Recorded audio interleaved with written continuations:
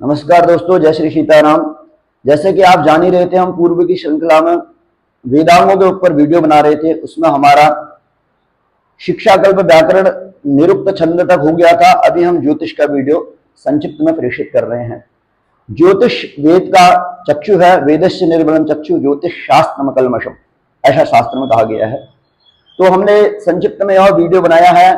हम आशा करते हैं कि यह वीडियो आप सब लोगों के लिए बहुत ही ज्ञानप्रद होगा। हमने इसमें ज्योतिष का संपूर्ण संक्षिप्त में सारांश बताया है।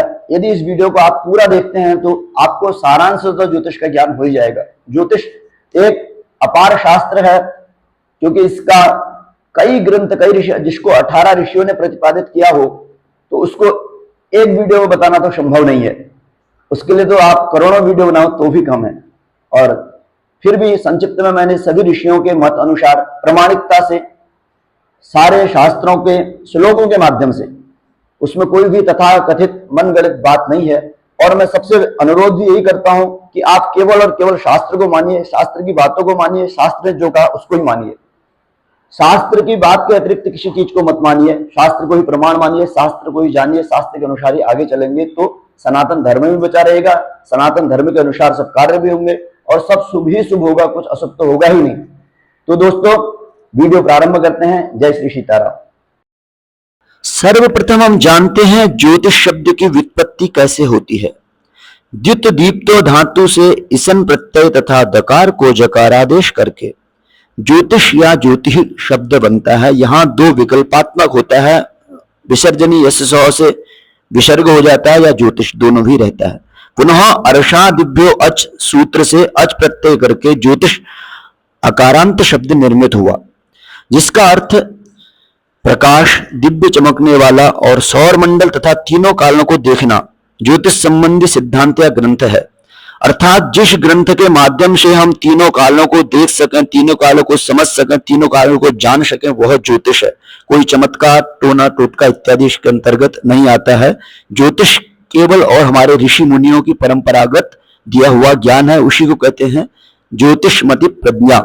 अब हम आगे जानेंगे ज्योतिष को 3 स्कंदों में कैसे विभक्त किया है और कहां कहां क्या क्या ज्ञान मिलता है।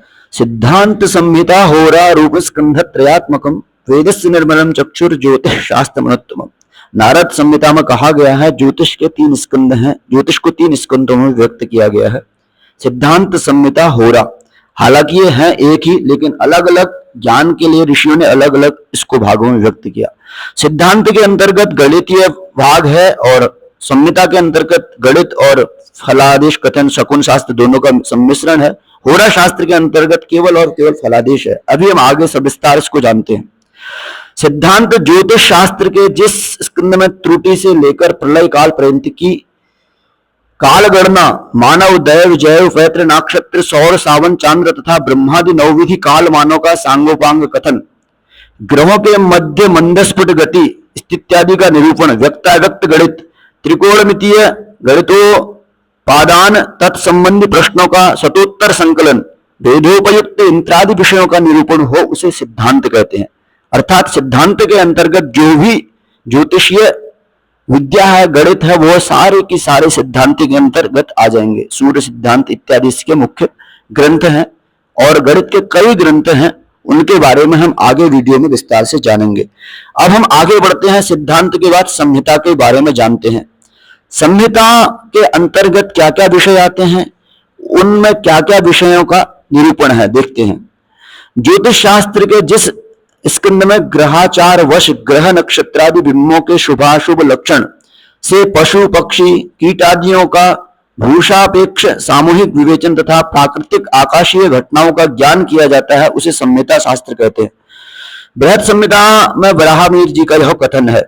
अर्थात संहिता का मतलब होता है इकट्ठापन, जिसमें दोनों का इकट्ठापन हो, गणित तथा होरा, यानी जिसमें फलादेश और सिद्धांत दोनों का संकलन हो, शुभाशुभ प्राकृतिक इन सब घटनाओं का हम ज्ञान कर सकें, उसे संहिता कहा जाता है। आगे हम जानते हैं होरा। होरा के अंतर्गत क्या क्या आता है और होरा में क्या विषय है। जिस स्कंद में मानव मात्र का उसके जन्म संबंधी काल के आधार पर ग्रहों एवं नक्षत्रों की स्थिति वशात उसके जीवन संबंधित शुभाशुभ फलों का विवेचन किया जाता है, उसे होरा शास्त्र कहते हैं। अर्थात होरा शास्त्र के अंतर्गत मनुष्य के सभी शुभ अशुभ, हानि लाभ मरण, सारे यश अपयश जो भी होना है वो सब चीजों का कथन होरा शास्त्र के अंतर्गत किया जाता है। होरा शास्त्र, बृहत पराशर होरा शास्त्र इत्यादि कई ग्रंथ हैं, उनके बारे में हम आगे जानेंगे। अभी हम जानते हैं मुख्यतः ज्योतिष के प्रणेता 18 ऋषियों को बताया जाता है, तो वो कौन कौन है? सूर्य पितामहो व्यासो वशिष्ठो पराशरः कश्यपो नारदो गर्गो मरीचिर मुनि रंगिरः लोमश पौलिश्चैव च्यवनो यवनो भृगुः शौनकोऽष्टादशेते ज्योतिष शास्त्र प्रवर्तकाः। ये कश्यप ऋषि के अनुसार 18 ऋषियों को ज्योतिष शास्त्र के प्रवर्तक बताया गया है।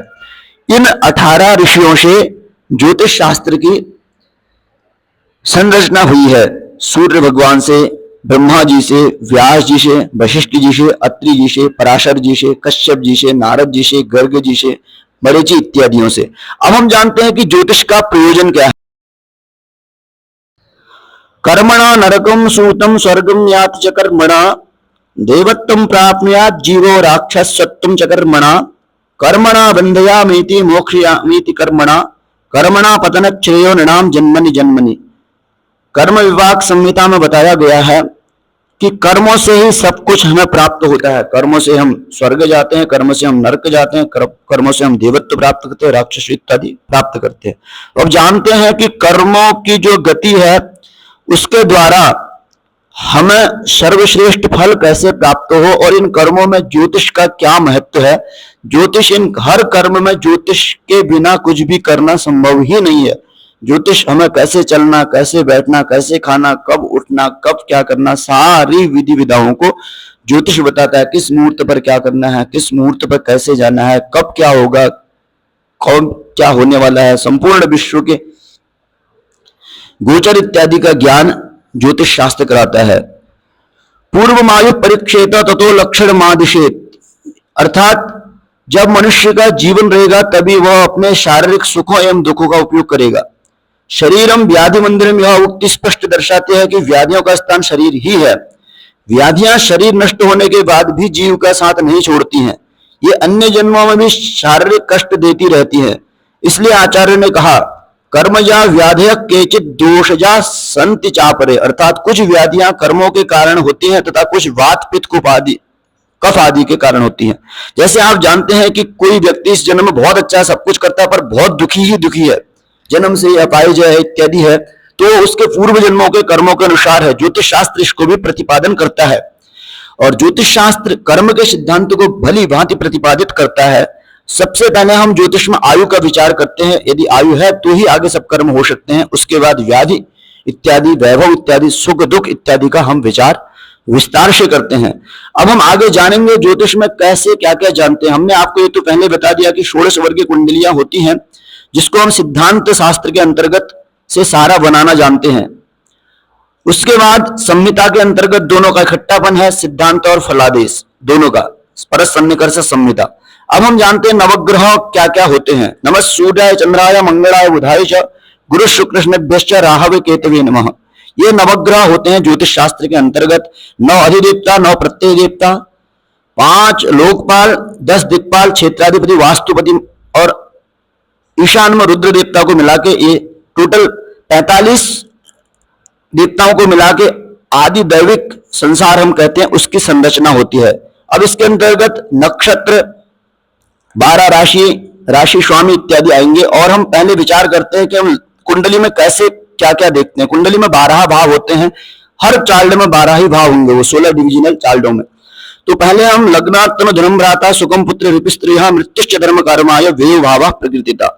हम पहले भाव से तनु यानी शरीर का, दूसरे से धन का, तीसरे से भ्राता का, चौथे से सुख का, पांचवें से संतान का, छठे से रिपु का, सप्तम से स्त्री का, अष्टम से मृत्यु का, नवम से भाग्य का और दसम से कर्म का और एकादश से आय का तथा द्वादश से व्यय भाव का। इतने ही चीज जीवन में आती हैं। बाकी इन भावों में सूक्ष्म सूक्ष्म कई कारकत्व हैं, कई कारकत्व, उन पर हम आगे विचार करेंगे। अब हम जानते हैं 12 राशि और राशियों के स्वामी। मेष वृश्चिक और भूम शुक्रो वृषदलाधिपः कन्या मिथुन सोमनः कर्क स्वामी च चंद्रमा सिंहस्याधिपति सूर्य गुरुस्तु धनुमीनयः शनिर्मकरस्य कुंभस्य कथितो गणकोत्तमैः। वैसे आप सभी विद्वान हैं, 12 राशियों को प्रायः भारतीय सभी जानते हैं, पर हम फिर भी बता देते हैं। मेष और वृश्चिक का स्वामी मंगल है, और वृष और तुला का स्वामी शुक्र है, कन्या और मिथुन का स्वामी बुध है, कर्क स्वामी चंद्रमा है, और सिंह का स्वामी सूर्य है, धनु और मीन का स्वामी गुरु है, शनि मकर और कुंभ का स्वामी है। ये मैंने आपको ग्रहों के साथ राशि बताई। ऐसे 12 राशियां होते हैं, इनका क्रम है मेष, वृष, मिथुन, कर्क, सिंह, कन्या, तुला, वृश्चिक, धनु, मकर, कुंभ, मीन। ये क्रम है। इसमें नक्षत्रों को मिला के चरणों के अनुसार नाम पड़ता है, चूचे, चोला, अश्विनी इत्यादि करके। ये हम विस्तार से आपको आगे बताएंगे। अब हम जानते हैं ज्योतिष में पंचांग। तिथिर्वारश्च नक्षत्र योगः करणमेव च एतेषां यत्र विज्ञानम पंचांगम तन्निगद्यते। अब पंचांग बहुत महत्वपूर्ण है, जिसे हम भारतीय कैलेंडर भी कहते हैं, हिंदू पंचांग। पहले तक कैलेंडर नहीं था, भारतीय तिथि के अनुसार ही सारा काम होता था। तिथियां कितनी होती हैं? तिथियां 15 होती हैं, शुक्ल और कृष्ण को मिला के पूर्णमासी अमावस्या करके ये 30 हो जाती हैं, परंतु तिथियां 15 ही रहते हैं। इसमें नंदा, भद्रा, जया, रिक्ता इत्यादि करके 5 सिद्धि योग बनाता है। फिर नक्षत्र 27 होते हैं, लेकिन रेवती को मिला के 28 की गणना की जाती है। नक्षत्र में ध्रुव, क्षिप्र, मैत्र इत्यादि करके कार्य हेतु सौम्य क्रूर कार्यों के लिए नक्षत्रों का चयन किया जाता है। योग जो है 27 होते हैं, विषकुंभ इत्यादि करके योग है। योग जो है सूर्य और चंद्रमा की दूरी को देख करके योगों को बनाया जाता है। अब करण जो है 11 होते हैं। तिथि के आधे भाग को करण कहते हैं। दिन में 2 करण होते हैं, और 7 बार होते हैं। बार होरा के अनुसार पड़ते हैं। इनके बारों के देवता होते हैं, इनके ग्रह होते हैं। आप सब इसको भलीभांति जानते हैं। तो ये पंचांग के बारे में भी हम एक वीडियो विस्तार से बनाएंगे। उसमें पंचांग के बारे में जानेंगे, कैसे पंचांग बनता है, कैसे तिथि, वार, नक्षत्र, योग, करण इत्यादि बनते हैं। तो दोस्तों, ये केवल ज्योतिष का प्रारंभिक पाठ था। इसमें हमने ज्योतिष के अंतर्गत आने वाली सारी चीजों को एक संक्षिप्तता से निरूपण किया, और शास्त्रीय प्रमाण के साथ।